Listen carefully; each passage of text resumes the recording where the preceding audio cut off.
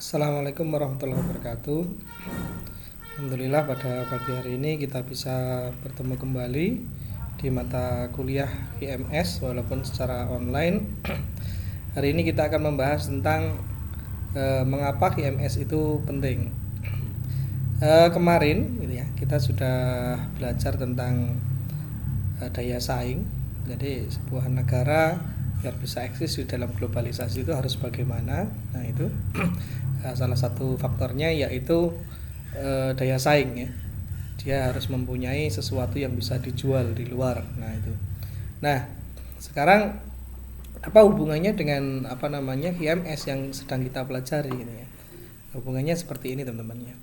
Jadi kalau kita lihat lagi globalisasi yang seperti kita sudah pelajari di pertemuan yang pertama kemarin ini ya. Ya, setiap negara akan bisa melakukan migrasi gitu ya. Perusahaan-perusahaannya di negara lain dengan lebih mudah. Ini contohnya hampir semua produk gitu ya yang kelihatan di sini tuh ada di Indonesia gitu ya. Nah, sayangnya dari Indonesia malah nggak jarang yang keluar gitu ya. Mulai dari Dell, Motorola, ya, nggak Samsung, Nokia, HP. Nah, ini kan semuanya masuk di Indonesia. Nah, ini salah satu bukti real gitu ya. Proses globalisasi sudah berjalan. Nah, yang jadi masalah adalah gini teman-teman ya. Nah, mengapa kok perusahaan-perusahaan yang ada di slide ini ya, dia bisa masuk dengan mudah dan dia bisa dipasarkan dengan mudah juga di negara lain. Nah, yang jelas di sini mereka harus punya yang pertama yang jelas daya saing tadi ya. Dia mempunyai daya saing. Nah, daya saing itu ya, itu harus terukur. Yang jelas seperti itu. Ya, jadi kalau misalkan nih ya, saya punya daya saing misalkan ganteng nah gitu ya. Nah, pasti kan orang itu mikir itu yang gantengnya ya apa Pak Lukman itu. Nah, kayak gitu. Nah, pasti ada sesuatu yang dijadikan tolak ukurnya. Nah, disitulah nanti HMS itu akan muncul, teman-teman. Jadi setelah ada daya saing, gitu ya, dan nanti dia akan muncul yang namanya standar. Nah, standar itulah nanti yang digunakan untuk menentukan ini layak atau tidak. Nah ini, jadi peranan HMS itu nanti ada di sana. Nah, standar itu gitu ya, terwujud melalui ini teman-teman, yang namanya mutu. Jadi dengan adanya saing, dengan adanya daya saing, berarti dia harus memunculkan yang namanya mutunya kayak apa sih gitu ya. Seperti itu. Jadi mutu itu apa sih ini? Kemampuan untuk memenuhi persyaratan-persyaratan berdasarkan karakteristik yang dimiliki oleh suatu produk. Jadi kalau misalkan kita punya sebuah produk, nah ini harus mengikuti itu syarat-syarat tertentu ya yang sudah disepakati bersama. Yang selanjutnya nanti kita sebut sebagai standar ya. Jadi hubungannya ya saya ulangi lagi dengan adanya daya saing ya. Kemudian nanti pengukurannya itu harus berdasarkan standar, namanya adalah mutu gitu ya. Jadi mutunya barang itu bagaimana? Nah, itu hubungannya kayak gitu. Berikutnya ini ya. Nah, persyaratan itu apa saja ini ya. Jadi persyaratan itu berdasarkan ini teman-teman ya. Kebutuhan atau harapan yang ditetapkan secara langsung atau tidak langsung ya. Jadi bisa nanti bisa perseorang atau mungkin bisa corporate ya atau sebuah kelompok. Nah, ini pelanggan gitu. Tadi kan ada hubungannya dengan pelanggan ya. Yang jelas kebutuhan dan harapan yang ada di sini berhubungan erat dengan pelanggan, teman-teman. Nah, ini harapannya berarti harapannya siapa? Ya, harapannya pelanggan gitu ya. Pelanggan itu siapa? Bisa organisasi atau bisa perseorangan yang menerima sebuah produk. Nah, sekarang kalau misalkan kita sudah melakukan ekspansi gitu ya, membuat sebuah produk. Nah, kita mau memasarkan nih, mau menjual misalkan gitu. Nah, kira-kira siapa saja pelanggan kita ini? Nah, pelanggan itu nanti kalau di di HMS gitu ya, itu akan dibagi menjadi dua bagian. Yang pertama yaitu pelanggan yang sifatnya adalah eksternal, kemudian ada pelanggan yang sifatnya internal. Kalau eksternal itu ya yang jelas di luar di luar perusahaan yang kita miliki gitu ya. Yaitu contohnya pengguna kemudian pengecer gitu ya, nasabah, pembeli lah itu termasuk di dalam pelanggan yang eksternal. Tapi kalau yang internal ya, ini bisa seperti ini teman-teman ya, teman sekerja. Nah, itu juga pelanggan kita ya. Kemudian penerima pekerjaan kita. Nah, itu. Proses selanjutnya adalah pelanggannya. Jadi apa namanya? Kalau eksternal ini ya hubungannya dari perusahaan keluar gitu ya. Tapi kalau yang internal ini adalah sesuatu yang ada di dalam perusahaan.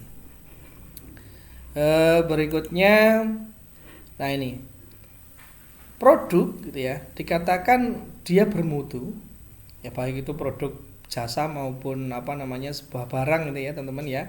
Dia harus memiliki sebuah ukuran ya, atau istilahnya di sini karakteristik produk.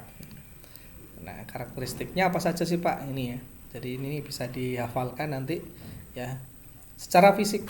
Nah, itu. Secara fisik berarti produk itu harus apa? Ya harus menarik misalkan gitu. Ya, elektrik, bersifat kimia, fisika dan lain sebagainya. Itu merupakan sesuatu yang apa namanya sifatnya fisik ya. Kemudian produk itu juga mempunyai karakteristik yang namanya sensori. Ya berkaitan dengan panca indera. Jadi bisa ditangkap dengan panca indera. Oh, berarti sesuatu yang goib gimana Pak? Ya itu berarti bukan produk gitu ya. Produknya wong nyantet ya, itu bukan kita sebut di sini ya. Bukan. Nah, tapi ini adalah sesuatu yang bisa dirasakan. Intinya di situ, sensor ya. Kemudian karakteristik berikutnya terhadap produk yaitu behavior. Ya, behavior itu sopan santun, kejujuran ya dan teman-temannya. Nah, itu. Kemudian dia bersifat temporal ya, tepat waktu, ketersediaan. Jadi kalau misalkan produk itu lagi dibutuhkan ada ndak, nah, itu merupakan ciri-ciri dari apa namanya ini ya produk. Kemudian ada yang namanya ergonomik. Ergonomik itu nyaman ya, nyaman dipakai. Nah itu kemudian apa namanya, kalau dipakai menjadi selamat, nyaman ya, nggak mengganggu orang lain, itu namanya adalah ergonomik teman-teman.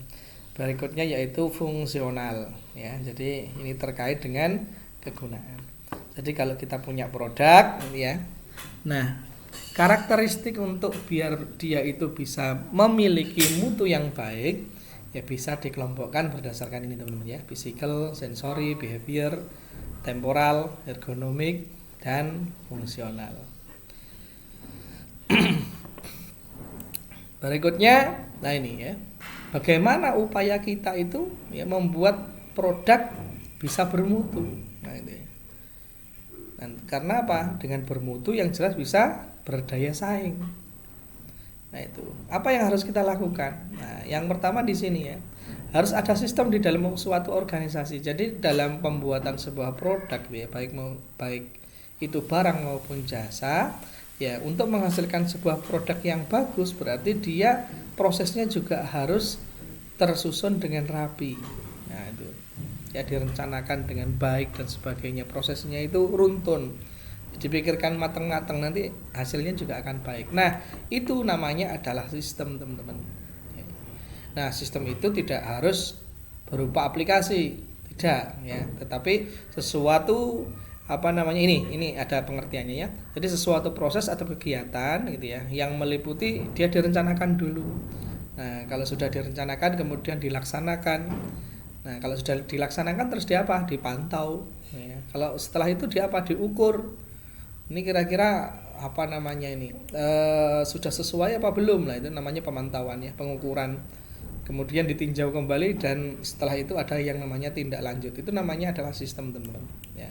Jadi saya katakan lagi bahwa sistem di sini tidak harus yang namanya terkomputerisasi, tidak. Contohnya gini lah, ya, simple kok. Sistem yang mungkin apa namanya sesuatu itu yang tidak perlu dikomputerisasi. Nah ini. Contohnya kalau misalkan Anda naik bis gitu ya, itu yang paling enak di Indonesia itu ya masih sistem yang seperti yang kita apa namanya lakukan sekarang ya. Ditanya kondekturnya, Pak, sampean mau turun mana gitu ya, Probolinggo, ya wes, Malang coret, Probolinggo coret, sobek wek, nah ini bayar, itu paling enak itu. Nah itu. Beda dengan kalau di luar negeri ya. Di luar negeri kan memang shuttle bus itu kan sudah ditentukan, jadi tidak bisa itu turun di tengah-tengah jalan misalkan gitu, tidak ya. Kalau misalkan di terminal ya di terminal, nah itu berbeda. Nah kalau seperti itu di sistem informasi kan masih bisa ya, ibu dari sini. Nah kalau di Indonesia ya apa, misalkan ya aku mau turun ya sebelum Probolinggo misalkan gitu, jadi 300 meter sebelum Probolinggo lah, ya bingung menule ya gitu ya. Nah itu jadi sesuatu ternyata tidak apa namanya, kalau untuk membuat baik itu tidak harus dibuat terkomputerisasi teman-teman ya, belum tentu gitu. Nah, kalau misalkan yang di kita ya dipakai sistem tambah ribet lagi gitu ya, misalkan konektornya pakai handphone misalkan itu, oh dari sini misalkan gitu ya, kemudian ngeprint. Nah ngeprintnya ya opo misal apa namanya, konektornya bawa printer di belakang lah gitu, belum lagi apa namanya, kabelnya ngolor lah, itu kan lucu banget ya, seperti itulah ya. Kecuali kalau misalkan ada handphone khusus itu yang langsung ada printernya, nah itu masih memungkinkan, tapi kan ribet juga.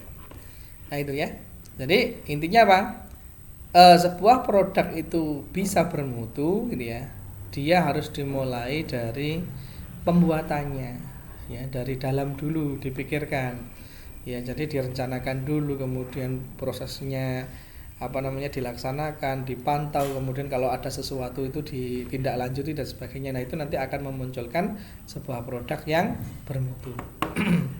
Seperti itu. Nah ini sistem itu harus dikelola ya, agar apa, agar ini berjalan dengan baik dan harus ditetapkan arah kebijakan dan tujuan. Nah jadi dengan adanya sistem ini ya, yang perlu dipikirkan yaitu ini mau kemana sih, tujuannya apa sih kok dibuatkan yang namanya sistem.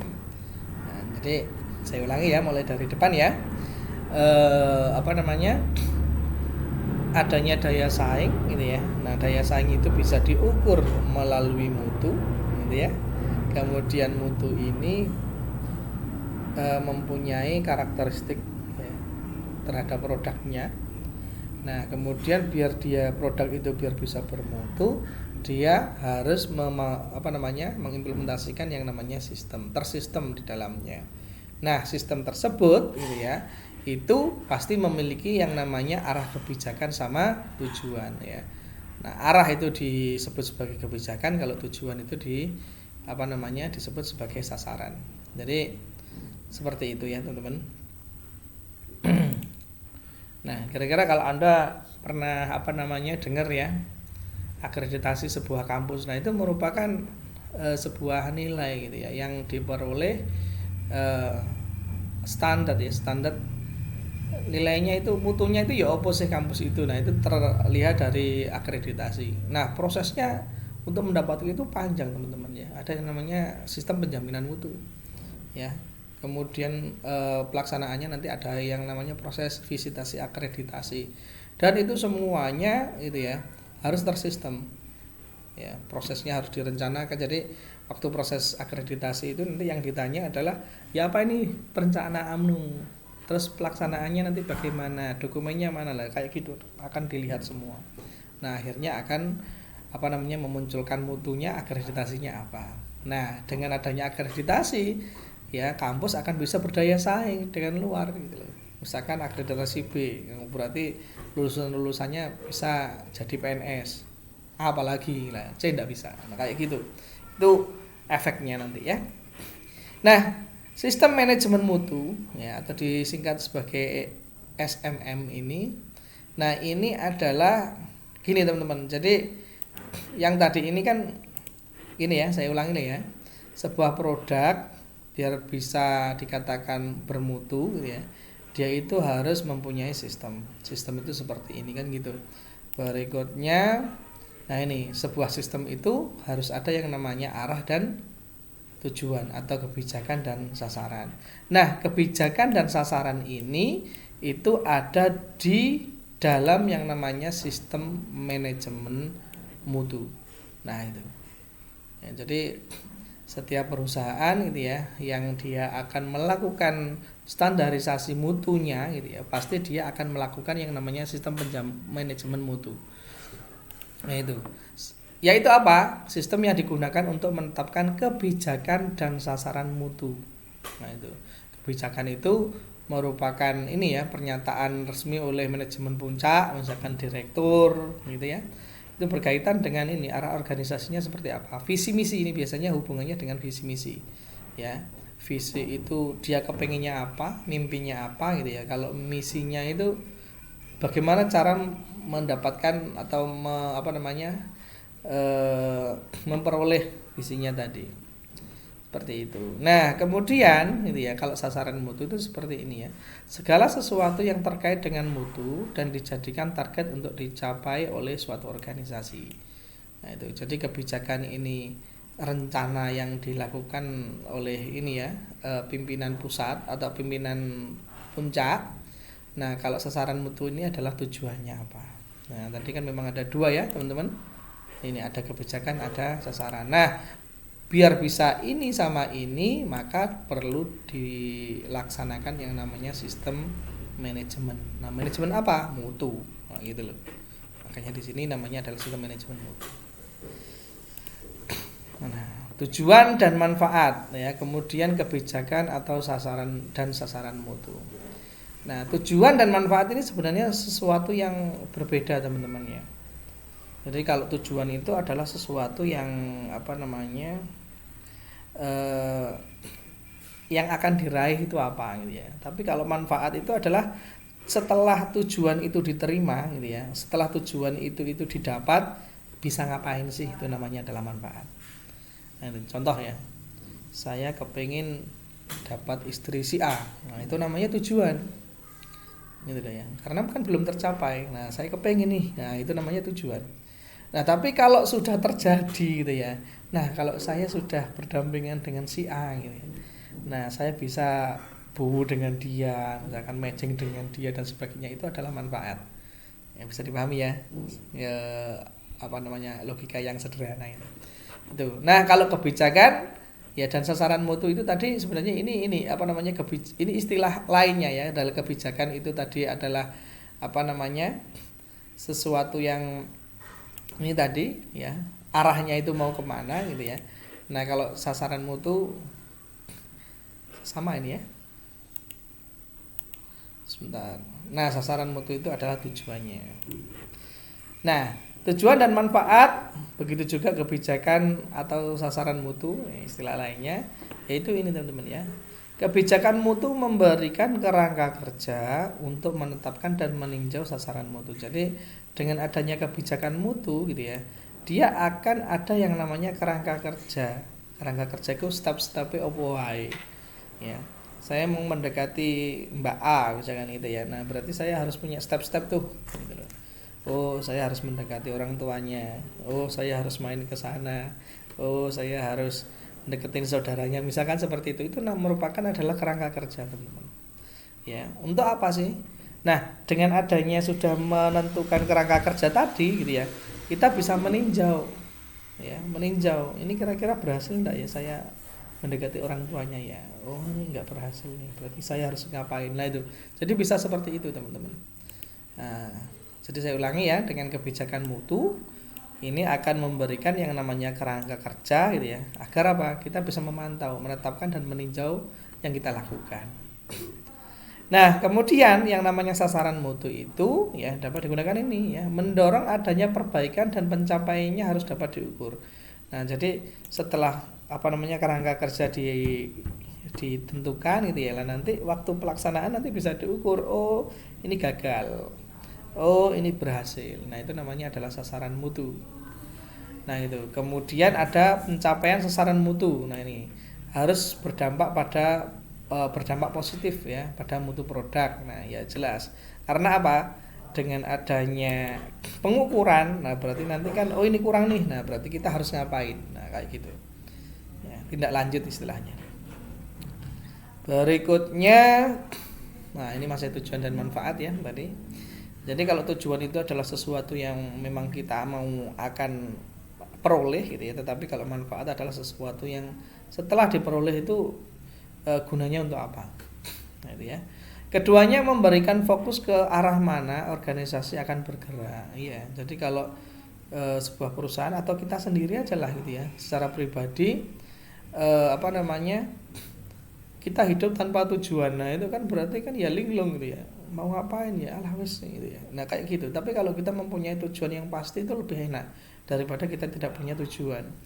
Oh, saya harus lulus 4 semester misalkan itu, kemudian nilai A, nah itu semuanya adalah tujuan. Nah berarti untuk mencapai seperti itu harus bagaimana? Oh, saya harus belajar dengan rajin misalkan gitu. Saya harus sering-sering browsing, sering-sering ke perpustakaan misalkan. Nah nanti akan memberikan efek apa namanya, ini bergeraknya ini kemana gitu ya, seperti itu ya. Kemudian dengan adanya tujuan dan manfaat itu juga bisa memberikan gambaran akan sumber daya yang dibutuhkan. Oh kalau misalkan saya itu harus mencapai nilai A misalkan gitu, saya harus beli apa nih? Oh paketan. Nah itu namanya sumber daya ya. Tapi kalau ini misalkan tujuan dan manfaat organisasi ya pasti, oh kalau misalkan arahnya nanti ke sini gitu ya, nah itu sumber daya manusianya harus bagaimana, oh fasilitasnya harus bagaimana, nah kayak gitu.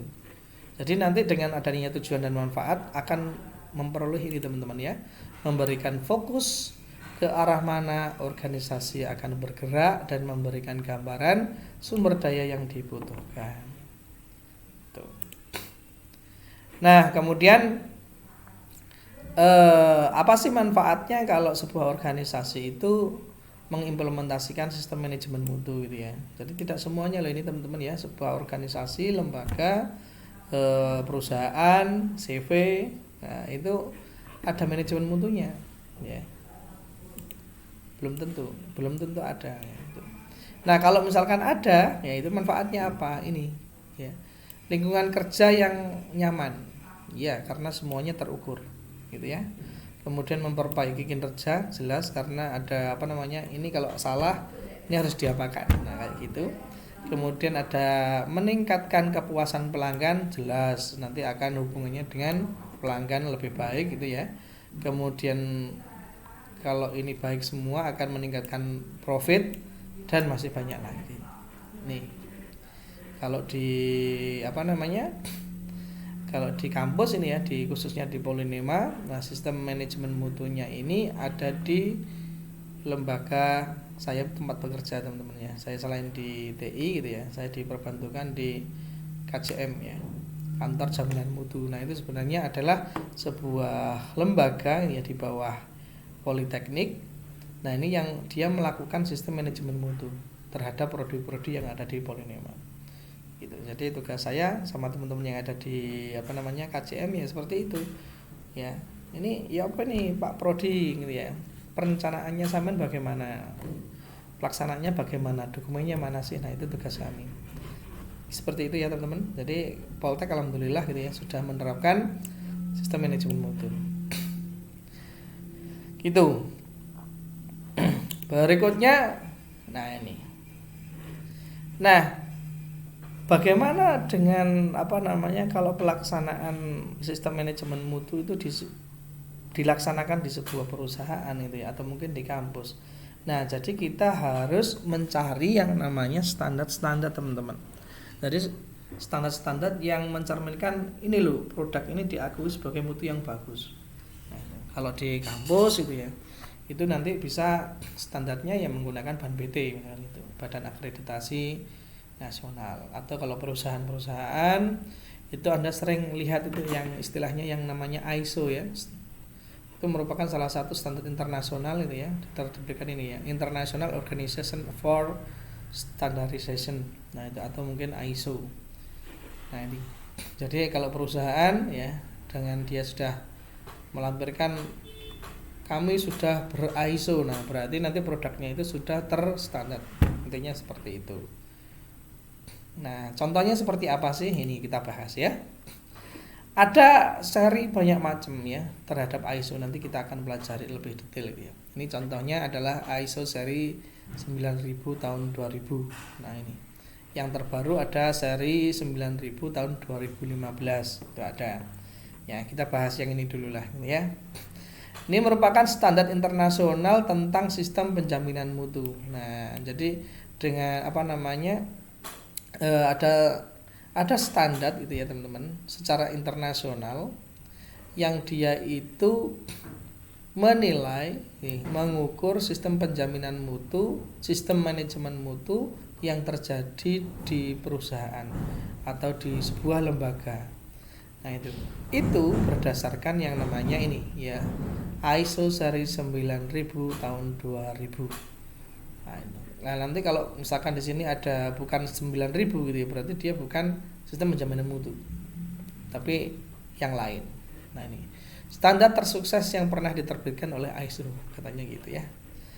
Tuh, berikutnya ini. Nah, perkembangan ISO seri 9000. Jadi nanti seri-serinya sebenarnya banyak ya, di bawah ada nanti. Jadi dia itu mulai dikembangkan tahun ini 1987 ya, ISO 9000 tapi tahunnya sekian. Nah, ini berkembang lagi menjadi ISO 9000 tahunnya 94. Poltek mulai mulai ISO itu tahun ini gitu ya. Kemudian dari sini, nah ini ada perubahan yang tidak signifikan antara ini sama ini gitu ya. Jadi standarnya hampir mirip tapi disempurnakan saja gitu ya. Tetapi waktu tahun 1994 gitu ya sampai 2000, nah ini ISO 9000 2000 ini terjadi perubahan yang signifikan. Nah, ini satu lagi harusnya yaitu ada ISO 9000 tahun 2015. Dia juga tidak terlalu banyak perubahan yang signifikan juga. Gitu. Berikutnya, nah ini keluarga ISO 9000 ya. Jadi apa saja sih yang yang ada di dalamnya gitu ya. Jadi ada standar ISO pendukung lain namanya adalah ISO 10011. Nah, ini ya kan bukan 9000 lagi kan. Nah, itu. Jadi kalau 9000 ini untuk sistem manajemen mutunya, nah gitu ya. Kalau di sini banyak ini nanti ya. Contohnya gini, seri ISO 9004 itu tentang pedoman penerapan. Ya, kemudian kalau misalkan 9003 ini tentang inspeksi. Kalau tentang produksi berarti 9002, 9001 itu tentang desain, produksi, pelayanan. Nah, kan kadang-kadang kan kita nggak melihat gitu ya, ini ISO berapa. Nah, itu kalau dia terstandarisasi dengan ISO 9001, berarti nanti tentang desain, produksi dan pelayanannya sudah internasional standarnya. Gitu loh, teman-teman. Ya, jadi ISO itu tidak hanya 9000 ternyata banyak gitu ya. Nah, ini ada bagian-bagian tersendiri gitu ya. Kemudian nah ini keluarga yang ISO 9000 2000 ya, dia lebih simple gitu ya. Jadi ISO 9001 2000 itu tentang syarat-syarat ya, persyaratan-persyaratan. Kemudian ada seri 1001 kayak seperti tadi itu namanya tentang audit gitu ya. Kemudian ada 9000 2000 yang kita bicarakan tadi, ini tentang SMM ya, sistem manajemen mutunya fundamental. Kemudian di sini ada yang namanya 9004 2000 ini untuk penyempurnaan kinerja. Nah, seperti itu. Jadi ini saling keterkaitan ya di ISO 9000 2000. Berikutnya, mengapa kok dirubah ini ya? Ya pasti ada sesuatu yang frontal ya, berubah. Ada perubahan yang signifikan. Di mana Pak ini ya? Ya di dunia ini ya. Jadi mungkin lah secara teknologi ya tahun gitu sampai yang sekarang kan perubahannya drastis, berarti standarnya juga harus berubah, intinya seperti itu.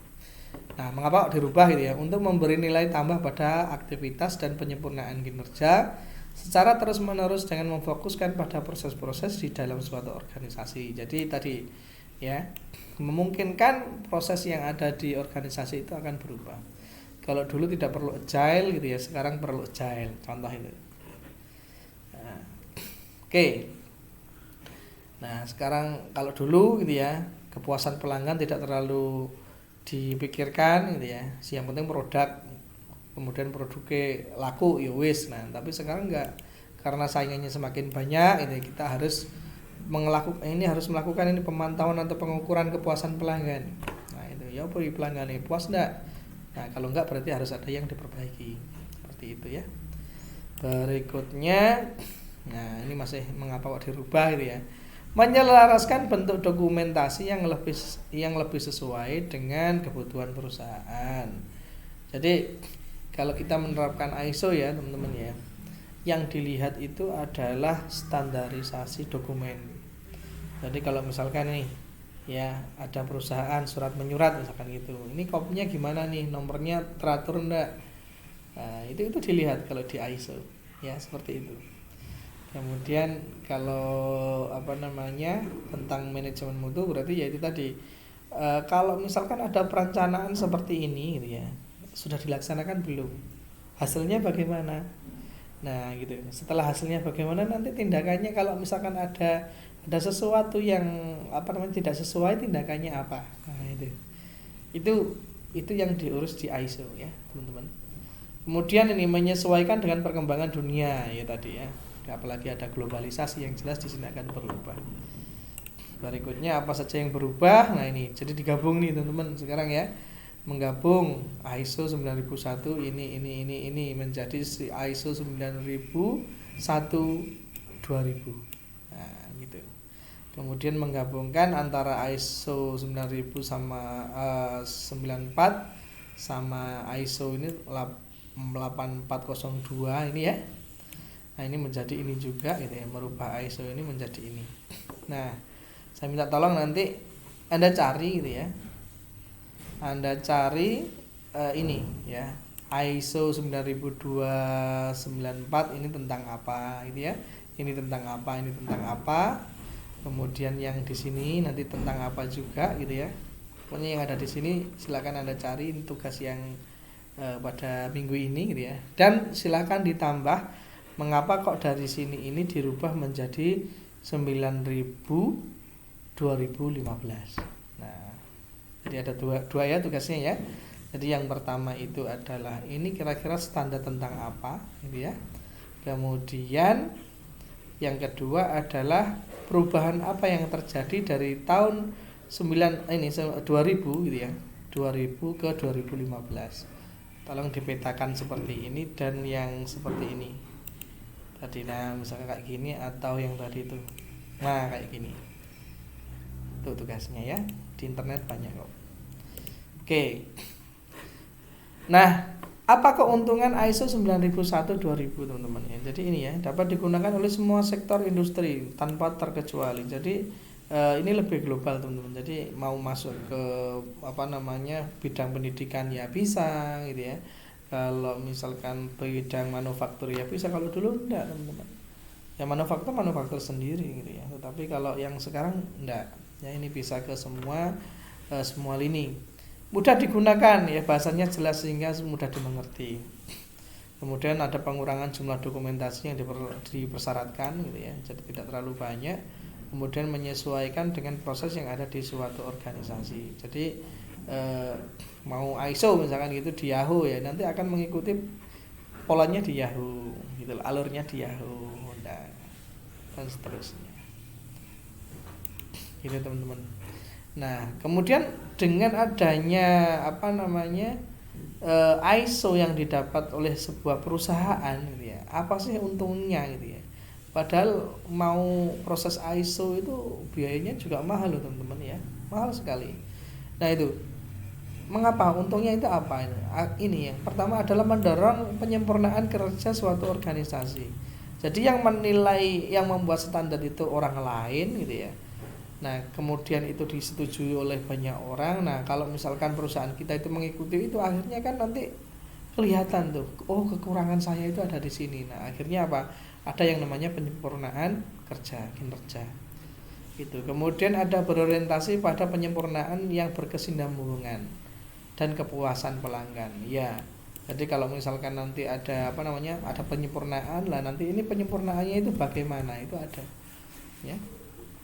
Kemudian mudah dipadukan dengan standar sistem manajemen mutu yang lain ya itu. Jadi ISO itu juga bisa sebagai dasar untuk standar-standar yang lain gitu ya. Contohnya apa? Kalau di Indonesia di bidang pendidikan ya berarti Ban PT misalkan. Untuk Ban PT dokumennya ISO itu bisa dipakai untuk Ban PT. Nah, ISO juga bisa digunakan nanti untuk standar nasional Indonesia itu bisa juga Seperti itu ya. Oke, saya kira ini selesai teman-teman ya. Ini tinggal ini ya, jadi seri-serinya saja. Nanti bisa dicari sendiri gitu ya. Ini tentang apa sih gitu ya. Isinya itu apa aja gitu ya. Ini isinya ya. Kalau isinya 9.000 2.000 itu seperti ini. Jadi ada yang namanya 8 prinsip manajemen mutu di 9.000 2.000. Itu ada namanya pelanggan, kepemimpinan, keterlibatan karyawan. Nah, kemudian ada pendekatan proses, pendekatan sistem. Nah, ini yang nanti akan yang akan diteliti atau diaudit oleh tim ISO. Nah, gitu ya. Jadi ada 8 prinsip manajemen mutu yang ada di ISO. Nah, tugas yang ketiga gitu ya. Itu adalah mencari gitu ya. Prinsip manajemen mutu di seri 9.000 2015. Tuh. Ya, nanti kalau yang lain gitu ya, seperti bahan PT dan sebagainya, nanti saya yang akan menyampaikan. Ya, Anda ke bagian yang ISO ini. Oke, teman-teman. Ya, jadi hari ini materinya seperti itu gitu ya. Jadi saya ulangi mungkin mulai dari awal, kesimpulannya gini. Jadi dengan adanya yang namanya daya saing gitu ya, teman-teman. Daya saing itu pasti harus diukur. Ya, apa sih perusahaan itu bisa mengatakan dia berdaya saing. Nah, itu dilihat dari produknya bagus apa enggak. Nah, untuk menentukan itu bagus atau tidak itu dilihat dari mutu. Gitu kan? Ya. Nah, kemudian bagaimana untuk menciptakan mutu itu yang baik gitu ya. Berarti dia harus punya yang namanya standar. Ya, mengikuti standar. Nah, standar itu bisa dibangun gitu ya, atau bisa diikuti karena apa? Dia menerapkan sistem manajemen mutu di dalamnya. Nah, sistem manajemen mutu itu apa gitu ya? Sesuatu yang tadi itu direncanakan gitu ya, kemudian dilaksanakan, kemudian setelah dilaksanakan nanti ditinjau gitu ya. Terus kalau misalkan ada sesuatu nanti apa tindak lanjutnya. Nah, gitu. Nah, salah satu standar gitu ya secara internasional yang bisa dipakai gitu ya, yaitu adalah apa? ISO. Ya, ISO itu banyak macam sebenarnya, tidak hanya cuma 9.000, 9.001, ada 8 berapa tadi gitu kan ya, banyak macam, tergantung standar apa yang mau kita pakai. Nah, gitu. Tapi yang secara umum memang dia pakai yang namanya 9.000 2.000 karena apa? Untuk manajemen mutunya. Nah, ternyata gitu ya, ISO yang 9.000 tadi itu ada perkembangan ya. Dia mulai tahun berapa tadi? 194 itu tadi gitu ya, sampai yang sekarang tahun 2015. Karena ada perubahan tadi ya, karena ada perubahan pola ya di negara, di dunia gitu ya. Mungkin dari perkembangan sifat pelanggannya gitu, teknologinya dan sebagainya, mereka akhirnya ada yang namanya standar yang harus berubah. Nah, makanya ada yang namanya seri-seri. Nah, seperti itu teman-teman. Jadi kesimpulannya dari perkuliahan kali ini seperti itu ya. Tadi ada 3 tugas yang harus Anda kerjakan. Tadi yang pertama mencari standar apa saja yang tadi itu di slide tadi ya, 9.000 berapa itu tentang apa dan sebagainya. Kemudian yang kedua itu adalah yang tadi ya 9.000 2.000. Kemudian yang ketiga itu adalah kira-kira prinsip manajemen mutu apa yang digunakan di seri yang 2015. Apakah masih yang 8 prinsip manajemen mutu ini atau mungkin yang lain. Oke teman-teman, seperti itu saja yang bisa saya sampaikan. Semoga yang bisa saya sampaikan ini bisa bermanfaat bagi Anda. Assalamualaikum warahmatullahi wabarakatuh.